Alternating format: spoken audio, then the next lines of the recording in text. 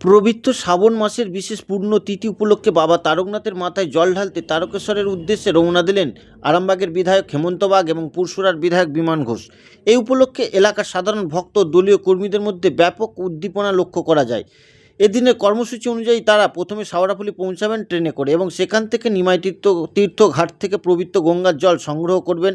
প্রায় 38 থেকে 40 কিলোমিটার পথ সারা রাত পায়ে হেঁটে রওনা দেবেন। আগামীকাল ভোরে তারকেশ্বর মন্দিরে বাবা তারকনাথের মাথায় জল ঢালবেন। তারা জানান, রাজ্যের শান্তি সমৃদ্ধি ও সাধারণ মানুষের কল্যাণের পাশাপাশি সমস্ত দেশবাসীর মঙ্গল কামনায় তারা এই পূর্ণ যাত্রা করছেন।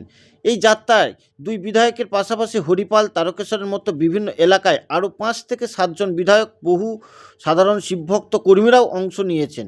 এ বিষয়ে ঠিক কী জানালেন বিধায়ক বিমান ঘোষ, দেখতে থাকুন এমডি নিউজ, সবার আগে সব সময়।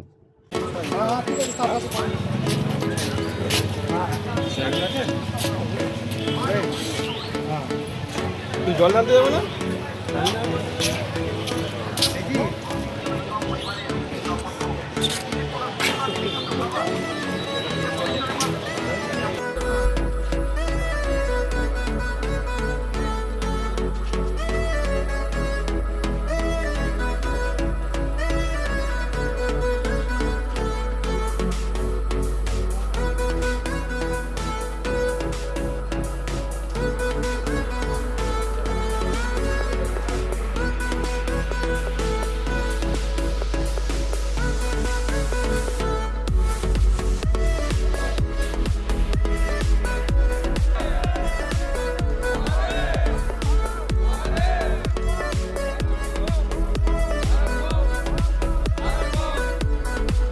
দেখুন, এটা প্রথম বছর নয়, এটা নিয়ে 5 বছর চলছে। আমরা আমাদের এখানে যারা আছে সবাই বাবার ভক্ত।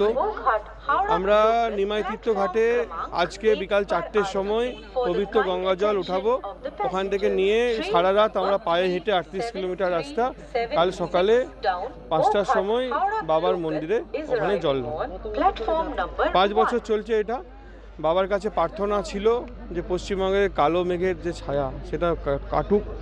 উনি আমাদের প্রার্থনায় সাড়া দিয়েছেন। আর এবারে যাব যে একটাই প্রার্থনা থাকবে যে বাবা যেন সকল পশ্চিমবঙ্গবাসীকে, ভারতবাসীকে ভালো রাখে এবং আমরা যেন সকলের পাশে দাঁড়িয়ে লড়াইটা করতে পারি। আরামবাগ এমএলএ যাচ্ছে, তারকেশ্বর এমএলএ, হরিপাল, ওই দিক থেকে আরও আছে 5-7 জন এমএলএ থাকবো আমরা। বাকি আমাদের সব শিবভক্ত আমাদের সব আছে, সবাই যাবে।